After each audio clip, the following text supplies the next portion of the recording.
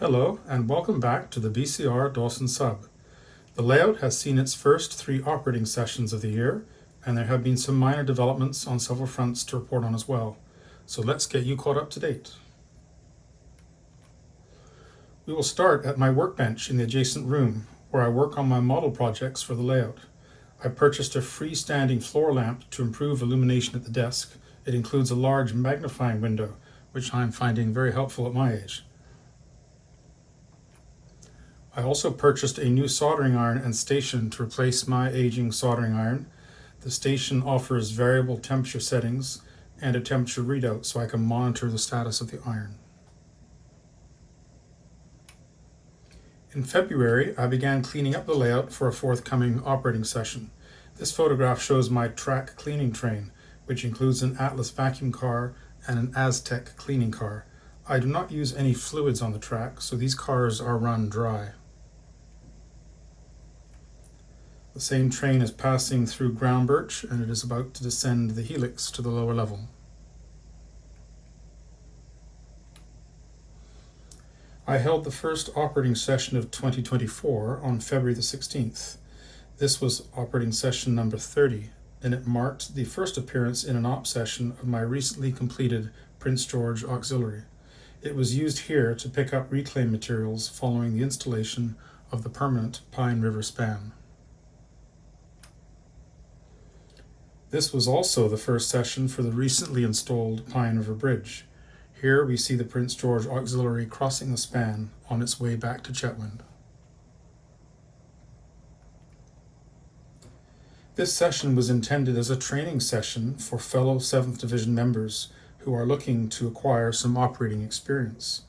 Mariana and Adrian are watching as their eastbound Dawson Creek switcher crosses the Pine River Bridge en route back to Dawson Creek. During this session, my friend Victor served as dispatcher and is seen here dictating a manual block clearance to Jeff for his Septimus turn. In reality, the dispatcher was located 700 miles away in North Vancouver, and he conversed with the train crews via the railway's extensive communications network, which is a microwave system. Due to the difficulty of completing the work at Dawson Creek during a session, there is work occasionally not completed after a session. This provides me with an opportunity to run an extra Dawson Creek switcher between sessions. Here, RS3s 574 and 567 are on such a train, and they are passing through Sundance on their way to Dawson Creek. At Dawson Creek, the engines are switching the Northwest Wood Preservers mill. And a boxcar loaded with wheat is being collected from the Cargill elevator. And here the train is seen passing through Tremblay on the way back to Chetwynd. Those CN and CP boxcars are loaded with wheat from elevators on the Northern Alberta Railways. They have been interchanged to the BCR at Dawson Creek, and they will be forwarded to the CN at Prince George, who will then ship them on to Prince Rupert for unloading at the Ocean Terminal. In February, I worked to eliminate a recurring clearance problem in the helix. My trailers on flat cars were hitting the ledge, which supports the helix access hatch as they went around the top turn. I removed the helix cover, and I used a large file to remove sufficient material from the ledge to eliminate the clearance issue. I then reinstalled the helix cover, and I ran a test train with trailers on flat cars to verify sufficient clearance. Also in February, I received my LZV200 command station back following repairs. It experienced a mysterious failure last year, and it had to be sent back to the dealer for repairs. The North American lens dealer is Accessory Pathways, and they looked after the repairs for me. While the command station was away being repaired, I purchased an older second-hand LZV100 to run the layout in the interim. It is now being removed from the layout, and I will use it for shows. I've purchased a new power supply for it so that I will have a complete second DCC system when needed. For the last few years, I've had several of my older engines out on loan to my friend Michael for use on his E&N railway layout. On March 2nd, the second of these engines came home. This is RS-10 581, which is seen here at Chetwynd with a work caboose. In April, I completed work on a new locomotive. CN 3202 is a Montreal Locomotives Works Century 424, which was leased to the British Columbia Railway from April to October of 1977. This model is now awaiting the installation of decoder, sound, and lights. My friend Doug Davies, who lives in Terrace, is constructing an N-scale layout depicting the BCR's Chetwynd subdivision from Prince George to Chetwynd. This subdivision ends at Chetwynd where mine begins. Doug has been running VP and PV freights over his layout to coincide with my train movements. Prior to my operating session on April 26, which began with the arrival of the VP freight in Chetwynd, he ran his VP freight from Prince George to Chetwynd. It is seen here crossing the Fraser River as it departed Prince George on Doug's layout. And in the distance you can see his depiction of the bridge yard. The Chetwynd subdivision crosses the Rocky Mountains via the Pine Pass, reaching the summit at Azuzeta. In this photograph, we see the VP freight exiting the tunnel at Azuzeta with Highway 97 above on Doug's layout. In addition to the span across the Pine River on the Dawson Creek subdivision, which I have modeled on my layout, the railway also crosses the Pine River 3 times on the Chetwynd subdivision. This is Doug's representation of Pine number 1, with the VP freight about to cross. And the VP freight arrives in Chetwynd on Doug's layout.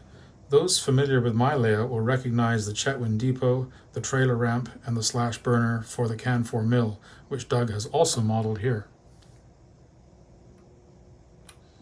And here is the VP freight arriving in Chetwynd on my layout at the start of operating session number 31. The train is motoring through the yard until the caboose is beside the depot, which is in the distance. Operating session number 31 was held as one of 2 shakedown sessions prior to hosting a session for the 2024 PNR Regional Convention in May. The NAR transfer is seen entering Dawson Creek, where it will set out cars for the BCR and return with cars for the NAR. Following its trip over the Dawson Creek subdivision last session, the Prince George Auxiliary was run over the Fort St. John subdivision to test it out there. It is seen here passing through Bond after picking up a derailed hopper car. The auxiliary has performed well during its test runs across the layout. A ballast train is seen here loading at the Sundance pit track. The addition of this track has added significantly to work train operations, and I'm really glad that I decided to include it. On May the 4th, it was the turn of the last 2 engines to depart Michael's E&N Railway. RS-18 613 and RS-10 584 are seen departing Hayward, northward for Wilcox on Michael's layout. This move was undertaken during one of his op sessions that day. And my operating session number 32 was held on May the 10th. This was the second of the 2 shakedown sessions prior to the convention. With the return of all 4 engines from the E&N, there was now lots of motive power on hand for future operations. And the Pine River Bridge span is performing well. The eastbound Dawson Creek switcher is seen here crossing the bridge on its way to Dawson Creek. And here we see the northbound Septimus turn passing through Bond en route to Septimus.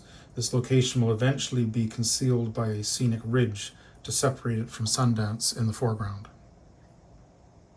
During the 3rd week of May, our 7th Division hosted the PNR NMRA's 2024 Regional Convention in Surrey.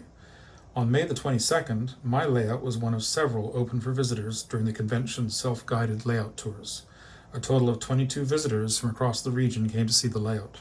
My friend Nolan ran trains for the visitors to see while they were there. The convention included operating sessions for interested delegates. This was op session number 33, and the guests included my longtime friend Steve Stark, whose N-scale E&N railway layout I operated on for many years when it was located in Vancouver. Steve has since moved the layout to his home on Vancouver Island. Steve is pictured here with Michael, who also has an N-scale ENN layout. During this session, another guest, Ernie, is running around his train at Septimus. Ernie is a member of Vancouver's long-running Train Gang modular layout, which displays an N-track layout at local shows.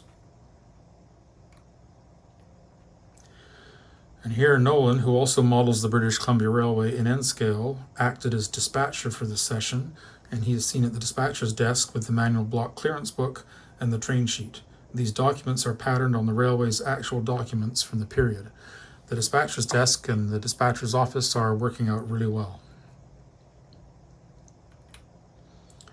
Engines 804 and 812 have arrived at Septimus, and they're running around their train.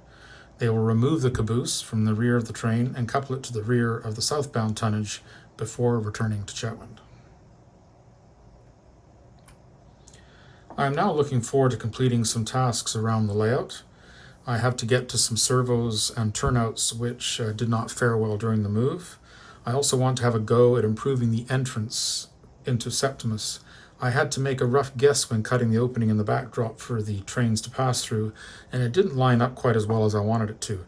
I hope to make this look a little better by adding some wood fillet pieces and then blending them in. For some time, I've had a temporary backdrop in place behind the Highway 97 overpass to hide the Fort St. John subdivision trackage as it passes behind the bridge and through the wall.